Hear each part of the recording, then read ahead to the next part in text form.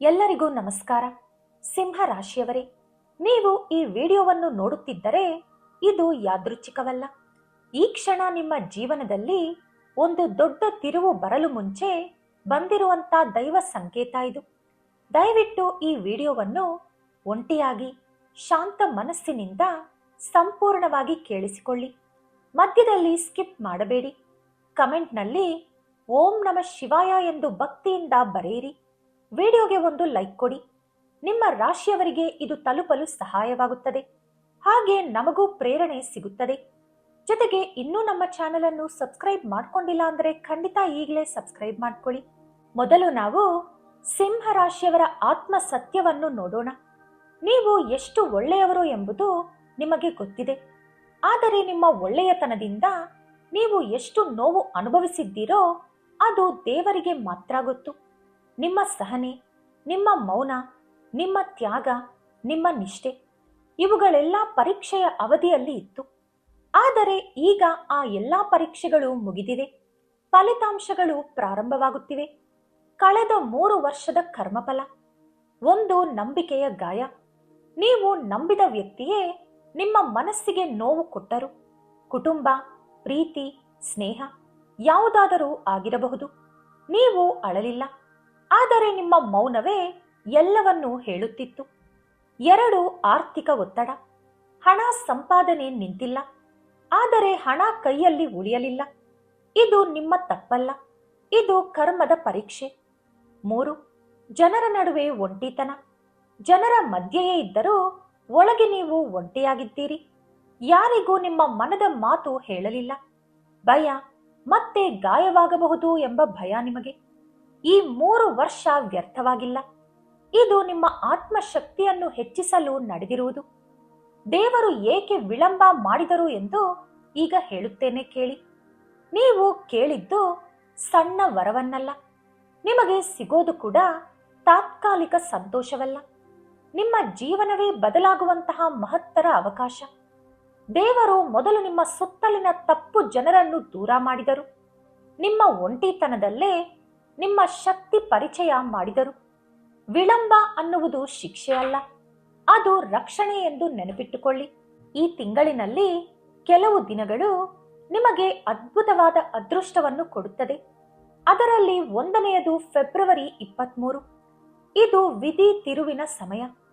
ಈ ದಿನದಂದು ಒಂದು ಫೋನ್ ಕಾಲ್, ಒಂದು ಸಂದೇಶ, ಒಂದು ಅನಿರೀಕ್ಷಿತ ಮಾತು. ಈ ದಿನ ನೀವೊಂದು ನಿರ್ಧಾರ ತೆಗೆದುಕೊಳ್ಳಬೇಕು. ನಿಮ್ಮ ಮೌಲ್ಯ ಕಡಿಮೆ ಮಾಡುವ ಸ್ಥಳದಲ್ಲಿ ಉಳಿಯಬೇಡಿ. ನಿಮ್ಮ ಶಕ್ತಿಯನ್ನು ಯಾರು ಗುರುತಿಸುವುದಿಲ್ಲವೋ ಅವರಿಗಾಗಿ ನೀವು ಬದಲಾಗಬೇಡಿ. 2ನೇ ದಿನ ಫೆಬ್ರವರಿ 24.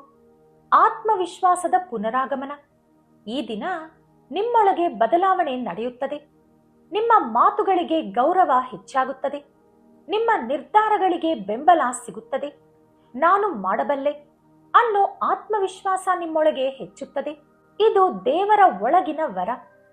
3ನೇ ದಿನ ಫೆಬ್ರವರಿ 25. ಹಣದ ಚಲನೆ ಪ್ರಾರಂಭ. ನಿಂತಿದ್ದ ಹಣ ಚಲಿಸುತ್ತದೆ. ಬಾಕಿ ಉಳಿದ ಪಾವತಿ ಬರುತ್ತದೆ. ಈ ದಿನ ಬಂದ ಆಲೋಚನೆ 3 ವರ್ಷಗಳ ಸ್ಥಿರತೆಗೆ ಬೀಜವಾಗುತ್ತದೆ. ಯಾರ ಸಲಹೆಯನ್ನು ತಕ್ಷಣ ನಂಬಬೇಡಿ. ನಿಮ್ಮ ಅಂತರಾತ್ಮದ ಮಾತು ಕೇಳಿ. ದಾನ ಮಾಡಿದರೆ ಆರ್ಥಿಕ ಶುಭ ಹೆಚ್ಚುತ್ತದೆ. ಇನ್ನು 4ನೇ ದಿನ ಫೆಬ್ರವರಿ 26.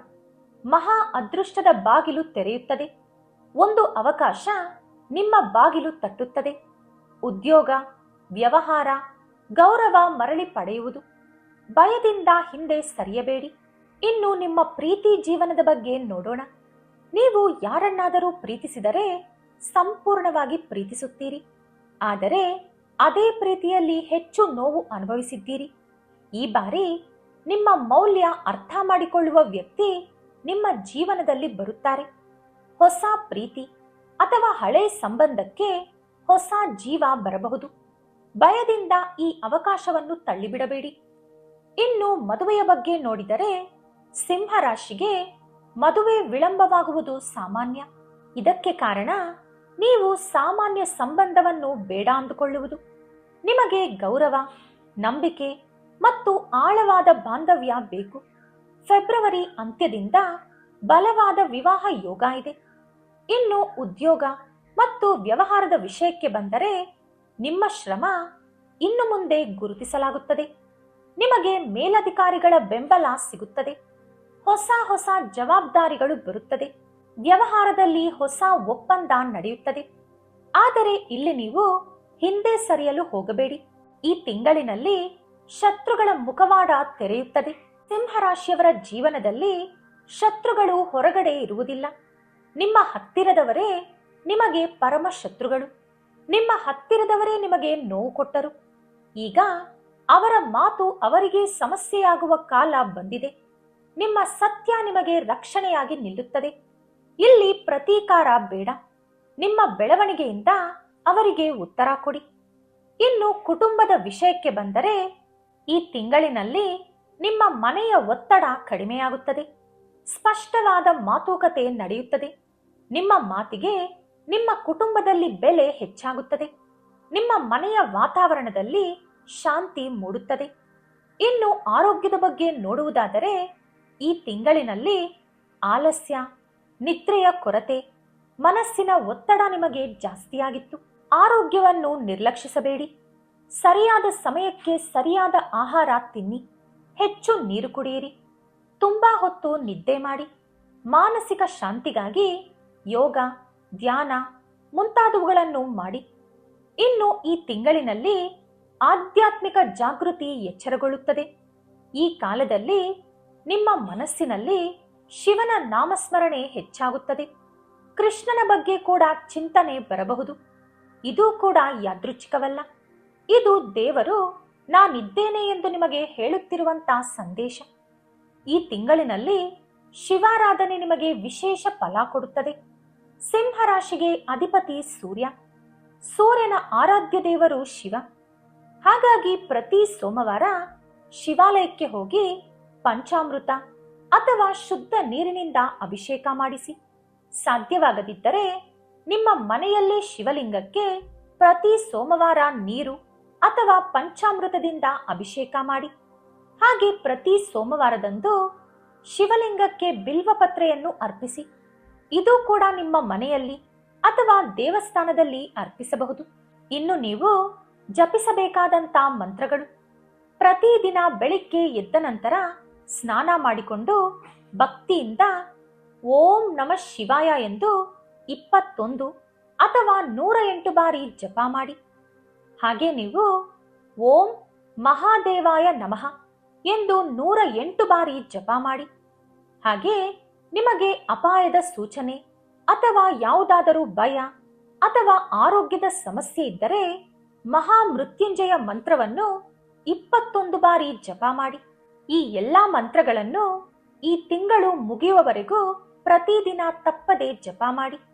ಇವುಗಳನ್ನು ಜಪಿಸುವುದರಿಂದ ನಿಮಗೆ ಸಿಗುವಂತ ಫಲ, ನೀವು ಅಂದುಕೊಂಡ ಕಾರ್ಯ ಸಿದ್ಧಿಯಾಗುತ್ತದೆ.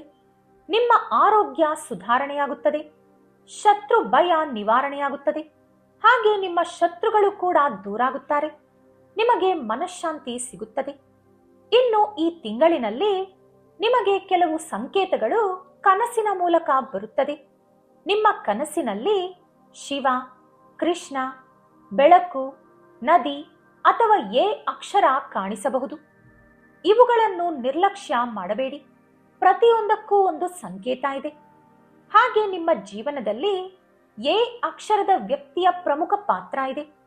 ಈ ಅಕ್ಷರ ಹೊಂದಿದಂತ ವ್ಯಕ್ತಿ ನಿಮ್ಮ ಜೀವನದಲ್ಲಿ ತಿರುವು ತರಬಹುದು. ಕಠಿಣ ಮಾತುಗಳನ್ನು ಹೇಳಬಹುದು. ಆದರೆ ಇವರು ನಿಮ್ಮ ಒಳಗಿನ ಶಕ್ತಿಯನ್ನು ಹೊರತೆಗೆಯುತ್ತಾರೆ.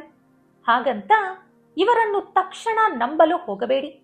ಹಾಗೆ ಸಂಪೂರ್ಣವಾಗಿ ಇವರನ್ನು ತಳ್ಳಲೂ ಬೇಡಿ. ಇನ್ನು ದೇವರು ನಿಮಗೆ ಈ ತಿಂಗಳಲ್ಲಿ ಒಂದು ಮಹಾವರ ಕೊಡುತ್ತಾರೆ. ಇದು ಒಮ್ಮೆ ಮಾತ್ರ ಬರುವಂತ ಅವಕಾಶ. ಈ ಅವಕಾಶ ನಿಮಗೆ ಸದ್ಯಕ್ಕೆ ಸಾಮಾನ್ಯವಾಗಿ ಕಾಣಿಸಬಹುದು. ಆದರೆ ಇದು ನಿಮ್ಮ ಜೀವನವನ್ನೇ ಬದಲಾಯಿಸುವ ಶಕ್ತಿ ಹೊಂದಿದೆ. ಇದನ್ನು ಭಯದಿಂದ ಬಿಟ್ಟು ಬಿಡಬೇಡಿ. ಈ ಸಮಯದಲ್ಲಿ ನೀವು ಇತರರ ಮಾತು ಕೇಳಿ ಮೋಸ ಹೋಗಬೇಡಿ. ನಿಮ್ಮವರ ಮಾತನ್ನು ಕೇಳಿ, ಆದರೆ ಅಂತಿಮವಾಗಿ ನಿಮ್ಮ ಹೃದಯದ ಧ್ವನಿ ಕೇಳಿಸಿಕೊಳ್ಳಿ. ಇನ್ನು ಮುಂದೆ ನೀವು ಮೌನವಾಗಿ ನೋವು ಅನುಭವಿಸುವುದಿಲ್ಲ. ಬದಲಿಗೆ ನೀವು ಮೌನವಾಗಿ ಬೆಳೆಯುತ್ತೀರಿ. ಸಿಂಹ ರಾಶಿಯವರೇ, ನಿಮ್ಮ ನೋವು ವ್ಯರ್ಥವಾಗಿಲ್ಲ. ನಿಮ್ಮ ಕಣ್ಣೀರು ದೇವರ ಲೆಕ್ಕದಲ್ಲಿದೆ. ದೇವರು ನಿಮ್ಮ ಮೌನವನ್ನು ಗಮನಿಸಿದ್ದಾರೆ. 2026 ಫೆಬ್ರವರಿಯಲ್ಲಿ ಗ್ರಹಗತಿಗಳ ಪ್ರಕಾರ ಶಿವಾರಾಧನೆ ನಿಮಗೆ ಅತ್ಯಂತ ಶುಭ ಕೊಡುತ್ತದೆ. ನಿಮ್ಮ ಜೀವನ ಹಳೆಯ ದಾರಿಯಲ್ಲಿ ಇನ್ನು ಮುಂದೆ ಸಾಗುವುದಿಲ್ಲ.